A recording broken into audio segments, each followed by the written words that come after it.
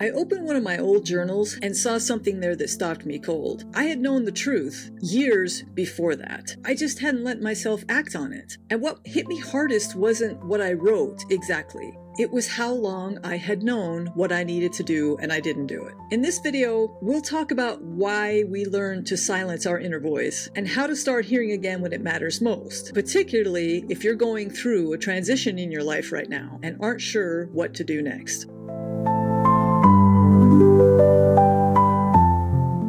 So the journal entry I'm talking about was about a prior relationship that I had. Ignoring our inner voice can show up anywhere in our lives. That's just what this particular experience in my life happened to be about. But it can show up in the job that you keep telling yourself to stay in, or the friendship that might feel one-sided but you keep trying to fix it, or the routine that looks fine on the outside but leaves you feeling kind of numb. For me, it happened with someone I was seeing. I had gone out with this guy, and that night I wrote about it in my journal, and thank heavens I'm so glad that I did that, because I wouldn't have had this insight if I hadn't done that, but that's another story. I had written about my impressions that night, and there was nothing dramatic about it, just that I felt a little bit uneasy. I had picked up on several little things, like the way this person spoke to the waiter at the restaurant, and how much space this person took up in the conversation, and the way I felt like I was shrinking just a little bit to make the evening go smoothly. But I didn't really trust any of it. I thought that I was probably being too quick to judge. You know how they always tell you, don't judge everything on the first date. Everybody's nervous, you never know if you're really seeing who this person really is. And so I thought, okay, I gotta give this person another try. Well then, 4 years passed, and near the end, when I finally knew that there was no going back, that's when I went back and looked at this journal. And honestly, I was stunned at what I saw. I had seen it all clearly from the beginning. I just hadn't trusted myself.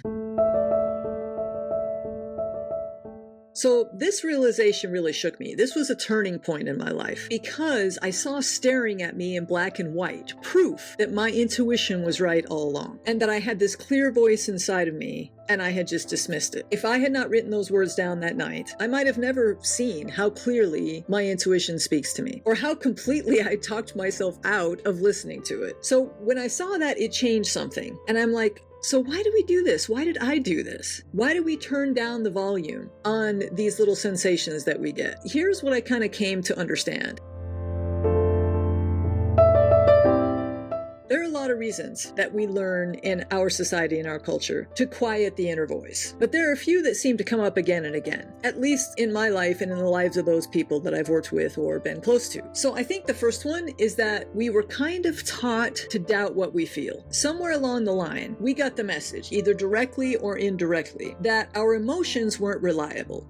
And there's some truth to that. So this is where it can get a little tricky because we can't always rely exactly on how we might feel in the moment. But we kind of got this message that in general, emotions are unreliable and that instinct is just too messy and sensitivity is a weakness. I mean, I can't tell you how many times I've been told I was too sensitive, particularly in that 4-year relationship. So instead of trusting this gut feeling that we get or these little whispers, I mean, intuition is always so subtle. So it's really easy to dismiss. So instead of trusting it, we train ourselves instead, especially in our society, to look for facts. Everything is about facts and data and what can be proven and what can be shown. And if we can't prove this feeling that we have, we learn to dismiss it. And on top of that, we kind of experience some complications to that ourselves when we learn later, perhaps, that what we sensed was maybe not correct. So as we grow up, we hear messages around us to trust the facts and to get the data and to be more scientific in our lives as well as in our occupations. Then the whole idea of this intuition thing just becomes this side thing. So all of that kind of leads us to think we shouldn't rely on these gut feelings.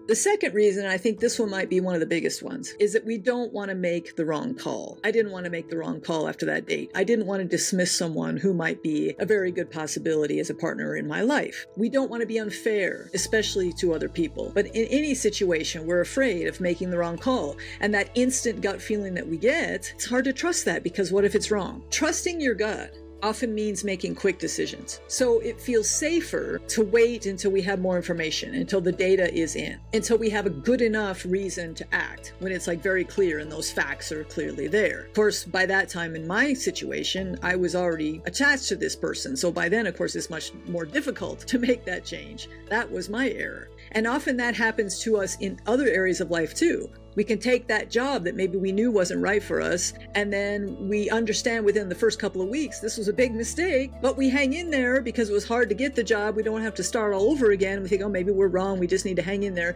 And then we start to adapt and get used to things and decide, it isn't so bad. And then we're kind of stuck. And the third reason I think that we often ignore what our gut is telling us is that we override this inner knowing just to keep the peace, just to keep things going smoothly in our lives, just to avoid disrupting anything. Because sometimes our truth can feel like a little too much, or it can show us that we need to make a change that we're not ready to make or that we're afraid of making. The thought of this change might kind of shake the stability that we've built in our lives. And though what we've created may not be right for us, that change can be frightening because it threatens our stability. Listening to our intuition can mean disappointing someone, starting over, realizing that we have to have a hard conversation. So we stay quiet because it feels a little easier to deal with the discomfort than to deal with the fallout. And I have one more reason why we tend to dismiss our inner voice, and that is that we don't believe we're allowed to want more. And this is particularly true if you've built a life that looks good on paper and everything should be fine. And basically you are fine, but you're sensing that something isn't quite right, or that your inner self is wanting to do more, or there's another direction that you think would fit your soul's calling a little better. But this can make us feel like, well, what's the matter with me? I'm just being selfish, or I'm being self-indulgent. I shouldn't want more. I've got a lot already. I should be grateful for what I have. And this sensation of I shouldn't want more can kind of live under the surface. It's not something that shouts at us. We kind of just sense this. And so we tell ourselves that what we have is good enough. We're fine. This is good enough. So sometimes it's really clear that you've been ignoring yourself. Like in the story I told where I look back at that journal entry, it became very clear to me that I had ignored myself back then. But at the time, I certainly didn't know that. It didn't even occur to me. So I would say the majority of the time, we don't know this. We have to get quiet and think about it before it comes to us that, hey, I've kind of had this intuitive feeling and I'm ignoring it, or I'm pushing it aside. Usually it's so subtle that unless we stop and pay attention to it, we're not going to realize it. So you may feel that everything's fine now, but something drew you to this video. So my thinking is your intuitive voice is talking to you about something, and maybe you're just trying to keep the peace or make a good decision or be thoughtful of others, whatever it might be. So you're kind of pushing this aside. So if you're wondering if maybe you're tuning out your own truth, here are a few signs to look for. And you don't have to relate to all of these. If even one of these sounds familiar, then it's worth paying attention to. So the first sign involves how you feel inside, and you're feeling unsettled or you're feeling restless and you're not sure why. Maybe you keep thinking about the same decision over and over. Maybe you took that job and now you're thinking, I shouldn't have taken this job, and you don't want to admit that to yourself because you don't want to have to go through that whole process again. Or maybe you got yourself into a relationship and now you're thinking, shoot, maybe this was a mistake, and you don't want to admit that to yourself. So you keep spinning around it and you keep hoping that something will happen to make everything okay and that this will just go away. That's a sign that maybe you're ignoring that inner voice. Or maybe you feel tired after spending time with certain people. These sensations and thoughts and feelings might be your intuitive voice talking to you, and you might be ignoring it. The other sign that you might be ignoring your inner voice is that you're crowding out your own clarity with distraction. So if you're scrolling endlessly, or you're getting up and you're cleaning the kitchen, or you have a lot of nervous energy and you can't sit still for too long because you got to jump up and go do something else to distract yourself, then that is a sign that you don't want to be with yourself too long, because then you'll be more likely to hear that inner voice. It's when we get quiet and we're not distracted and we don't have something else going on that the inner voice, we can hear it a little bit better. And maybe you don't want to hear it. That could be a sign that you're not listening to it. You might over-research or over-ask. You're asking everybody else for their opinion because you don't trust your own. I mean, this comes back to our feeling like we don't want to make the wrong call, and we have a hard time trusting ourselves. So we're asking this person and that person. We're Googling answers. We keep looking for an outside answer, someone else to rescue us from this situation and to say, no, you should keep that job, or no, you should stay in that relationship, or yes, you should absolutely get away from that relationship, whatever it is. We're looking for that from somebody else rather than tuning into ourselves. So something isn't sitting right with us, but instead of pausing and giving ourselves time to reflect and listening to that voice and really hearing what it has to say, we're distracting ourselves in any way we can.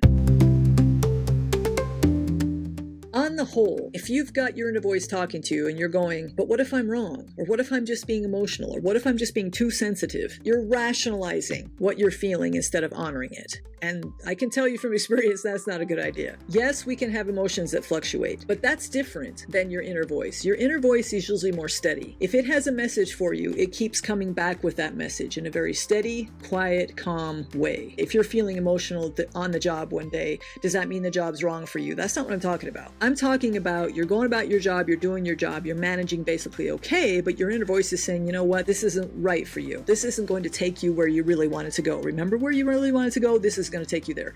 That's what I'm talking about. That little intuitive nudge that's saying, we need to do something different.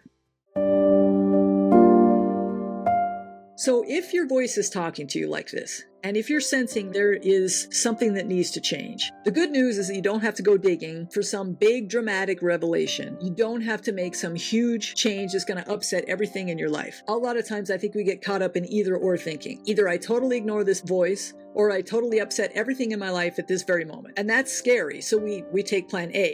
We ignore the inner voice. But we don't have to upset the apple cart. We don't have to make these huge changes all at once based on one decision. All we have to do, and I mean this honestly, because just this little step will help so much. All you have to do is practice listening without judging it, without feeling like you have to take immediate action. You don't have to do anything but listen. And that right there is going to start making you feel better instantly, because that's when you come back to yourself. That's when you're like, okay, I know this to be true, and I just need to start listening to this.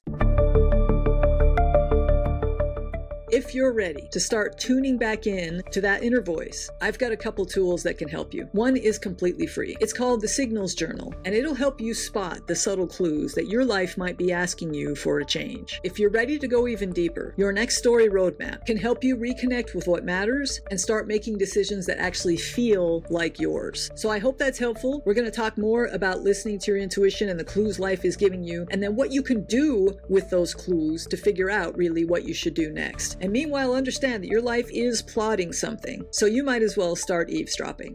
I'll see you next time.